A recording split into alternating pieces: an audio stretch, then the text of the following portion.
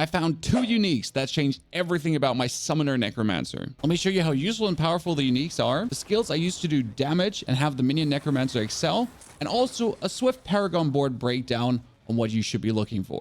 Also, if you're looking for the 1 to 50 level guide, there's a link in the description below to all the resources. Viability update. I can do solo level 20 nightmare dungeons, which is the hardest dungeon on world tier 3 to farm my glyphs up. If you want to be a little bit faster because the tier 20 is going to take you 20 to 25 minutes, I recommend doing tier 10 to 15 nightmare dungeons with this build because they can be done to 5 to maximum 10 minutes. How do we do damage with this? And again, if you're looking for the 1 to 50 breakdown, link in the description below, we're using Shadow Blight. Shadow damage infects enemies with Shadow Blight for 2 seconds. You and your minions deal 10% bonus damage to enemies with Shadow Blight. And every 10th time an enemy receives shadow damage from you or your minions, while they're affected with Shadow Blight, they take 800 shadow damage. Now we're using Reapers to make bonus corpses. Then we have Skeletal Mages, which are shadow, that also do every 5th bolt a double attack to trigger Shadow Blight. And also our Bone Golem, especially the Bone Golem,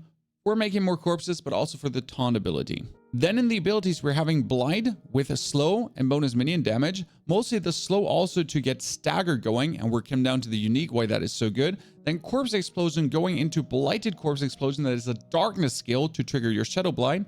And we have Blood Mist paired together with the Blood-Soaked Loop Ring to also be a shadow skill. So your Blood Mist leaves behind a trail of shadow that triggers even more Shadow Blight stacks and explodes corpses to then create even more Shadow Blight stacks. This is obviously your warriors and your skeleton mages be more sturdy. You do get more damage to close enemies and take less damage from them as well. Plus, your shadow makes you move faster, and you do increase stacking shadow damage when they get hit by darkness skills. While you have Army of the Dead and Volatile Skeletons to make even more corpses, and in general, increase the livability of your minions with Death Defense, with Hellbent Commander for more damage, with bonus attack speed to get your opponent down faster. Now, how do the uniques change everything? Now, the first unique is really insane. It's called Howl from Below. The effect is, instead of detonating immediately, Corpse Explosion summons a volatile skeleton that charges at a random enemy and explodes. Corpse Explosion's damage is increased by 32%.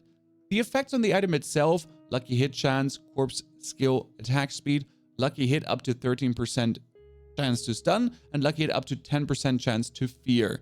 This is all good for your stagger build because stagger is quite extreme with this right now. Why is this skill so important? Often you have corpses that spawn away from the last surviving elite from the boss because the boss has been moving, and like this, your skeletons become homing missiles that charge down the opponent.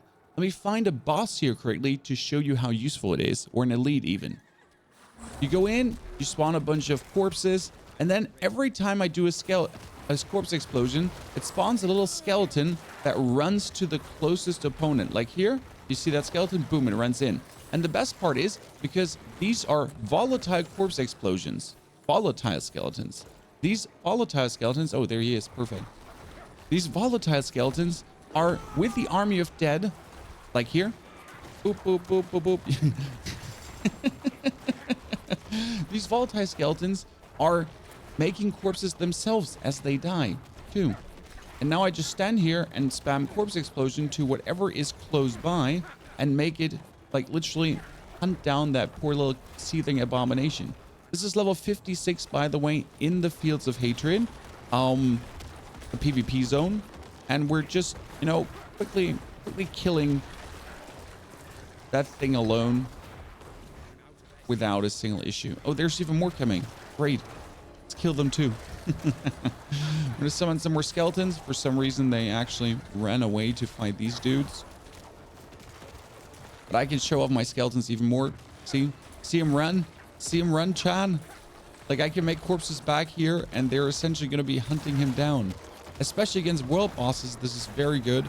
Making more pools of poison, and, well, you're a boss killer. I'm purifying 3,000 shards, making some more corpses. See, like these two back there, skeleton runs in. It really changes the viability of the Necromancer. It makes it feel extremely good, but this is only unique number 1. Unique number 2 is even more interesting and it fits the whole build perfect. Your darkness skills chill enemies for up to 40%. Lucky hit, your darkness skills have up to 100% chance to generate 2 additional essence against frozen targets. Now that's good in itself, but also 25% bonus darkness skill damage, 20% damage to chilled enemies, which are constantly chilled, 25% damage to frozen enemies, and 67% cold resistance. All very useful, plus damage over time socketed into it twice. Why is the chill enemy so intriguing? Because we're playing Blight, and Blight with the second one slows enemies as well. So that's already filling up the stagger bar. Now every shadow damage you do, and that's the Blighted Corpse Explosion being shadow, all your beautiful darkness skills, just chilling them, crowd controlling them, giving you more damage against crowd control, well, and obviously creating more essence in the long run. And for the pinnacle of bonus damage, I found another amulet. It's called the Chain of Decay. Each time the Shadow Blight key passive deals damage to enemies, it increases the next Shadow Blight's damage within 10 seconds by 60%. That stacks up to 5 times. That is 300% bonus damage on your Shadow Blight key passive. And right now with all the bonuses I have, my Shadow Blight does 800 damage.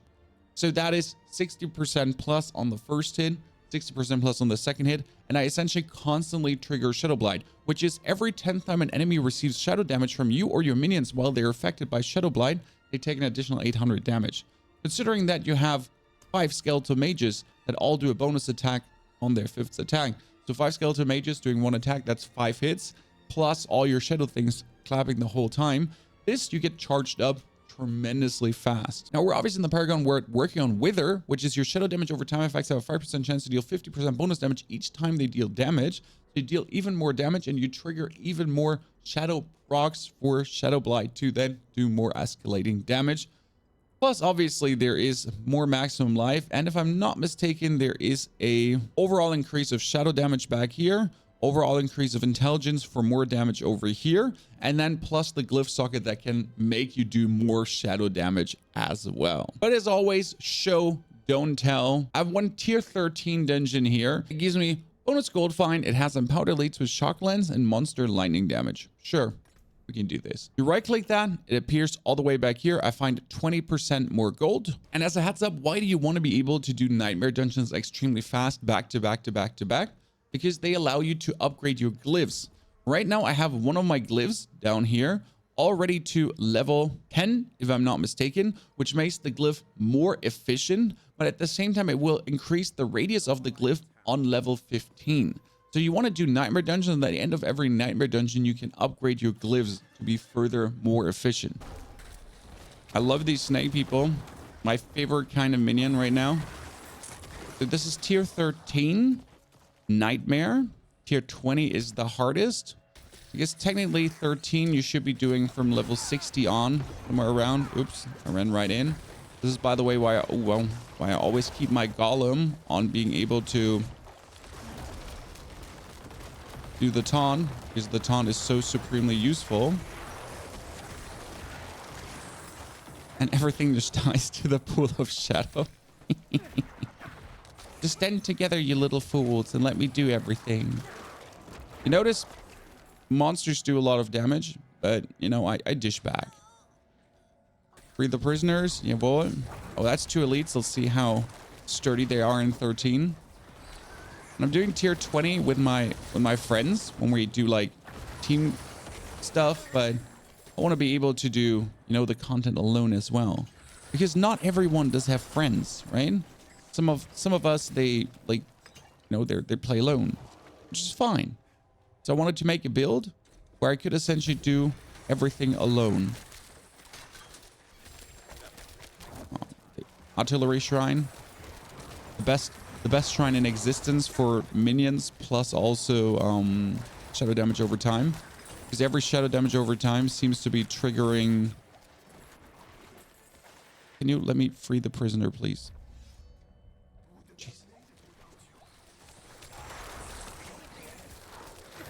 Well, they were just waiting for that. Oh, more elites, more elites, more elites. Army of the Dead. To respawn more. Send your skeleton taunter in. And here comes, again, the skeletons really useful in. I spawn them, and the volatile skeletons, they essentially charge left to right, wherever I need them, wherever the minion is standing. You know, doesn't matter where your corpses are. You can charge them in. Ha, freed before you could hurt me.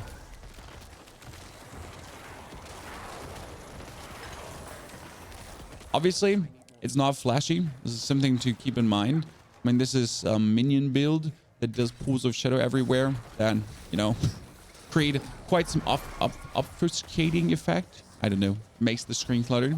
Bone Necromancer will always look more fleshy with the cool high crits. But god damn it, if I'm playing a Necromancer, I'm having my minions. At least the Golem. One minion gotta be. Free the last prisoner. Stun him. It's really the most useful effect you have with the taunt. Get them all taunted together with your Golem, and then essentially just launch volatile skeletons left and right. Travel to the slithering crawl. So we're just gonna zoom through.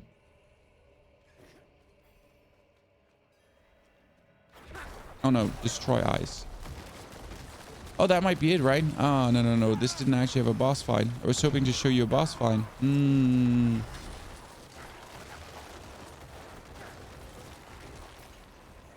But we have some more minions, please, clustered up. Thank you very much.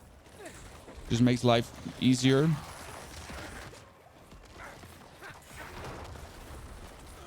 Oh, you wanted to attack me? We're not having that. Golem, taunt him. Thank you. Blight explosions, corpse explosions. Oh, my corpses are running away. You know, in this case, my corpses ran away to kill someone else. Destroy eyes. Oh, let me replenish my skeletons. Oops. That was a rough battle for them. As you see, minion survivability is still there, even in tier 20.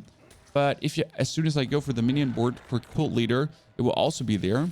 One thing you got to keep in mind is that minions are as much damage as they can do. They're not your main source of damage. They're a supplementary source of damage. Right now, my minions essentially help me to get my Shadow Blight off, to then trigger the Shadow Blight, to then trigger the Shadow Blight, and you know, you get the drift. So you essentially use your minions to just have a mass overload of Shadow Blight, and that's truly how it works. Especially if your minions run out, just trigger Army of the Den. That's the truly most important skill you have, or the most impressive skill, because it just allows you to completely replenish your skeletons, get more corpses, get more skeletons, get more corpses, and it continues.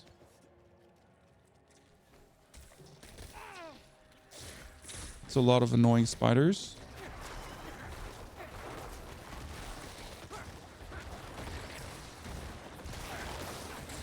With the way how we are destroying elites, and especially how Shadow Blight dominates if there's one target to focus, you notice you're an absolutely boss melter end of the day. So this is obviously unfortunate because this probably won't be a dungeon with a boss if I'm not mistaken. Get my poor minions back up. Also, Army of the Dead get buffed, ladies and gentlemen. Don't forget that. Oh no, there is a boss. Good. Let's find the eye. Ignore the spider hose. Big ass spider. Other spider. Uh-oh, I made a mistake. Yeah, I might have pulled a little bit too many. We'll see. We'll see how that works out. Army of the Dead. Replenish at my corpse army. That's what I said. Oh, there's one that spawns just right behind me. I don't like that. Oh, he has mortar. I don't like that ×2. Yeah, one mortar just essentially killed my army of skeletons. Oh, but we get this. I'm not worried at all.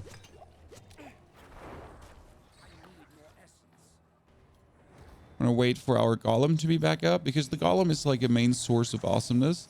Like dash through these nerds. Get back here where the shocker's running. All my dudes back up. Corpse explosion, more corpses. Have the golem back up, taunt them, and boom, they die. Pop goes the weasel. More skellies.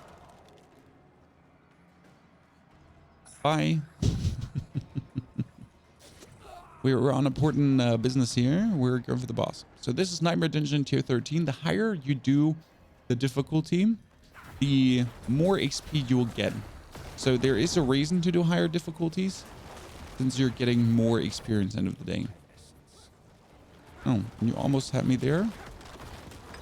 And like, see, he's walking around, and these corpses would all be useless due to being too far away. But I can essentially trigger them with my volatile corpse explosion and launch them into the minion that is standing not inside the middle of all the corpses anymore. So that's very useful to not have like useless corpses. Look from how far away they're all sending in. And he's staggered already. Did you see me stagger him? Because of the mass of actual CC I do. Easy. Get a new Nightmare Dungeon. Go here.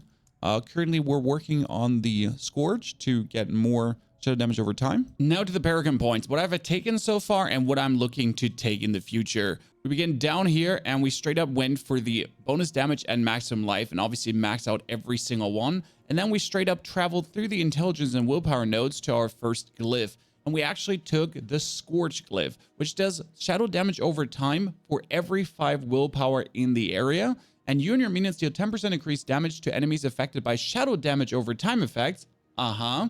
As you get the 25 willpower in the range. Right now, we only have 7 willpower and another 5. But there's another 7 willpower here that we'll get as soon as this reaches Scorch level, glyph level 15. And then we're also going to be obviously getting the preservation node in the long run, because that is plus 100 armor and a plus 100 bonus armor as we get the 160 dexterity. Now we travel up on the left side here with all the bonus damage nodes taken through the willpowers and everything. And we connected the board, the Wither board. We did actually not connect the Cult Leader board for the bonus minion damage, because our minions are actually just amplifying our shadow damage to be more efficient.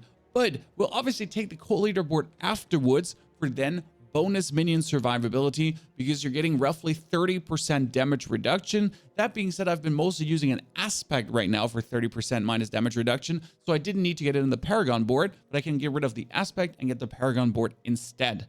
And here we have been turning the board 3 times, so the Wither is in the bottom left corner, and we can get the Dragging Shadows node straight away first. Why that? Because we're going over intelligence, willpower, dexterity, willpower, and then we have 2% damage reduction from enemies that are affected by shadow damage over time, 2% shadow damage reduction for enemies over time, and then also another 4% plus another 4% as soon as we will get 260 dexterity, which is going to take me a while, but we'll fill out the Paragon board, so we'll get dexterity in the long run. But you're getting essentially a flat 8% damage reduction already by enemies that are affected by shadow damage over time, which is essentially what you do the whole time.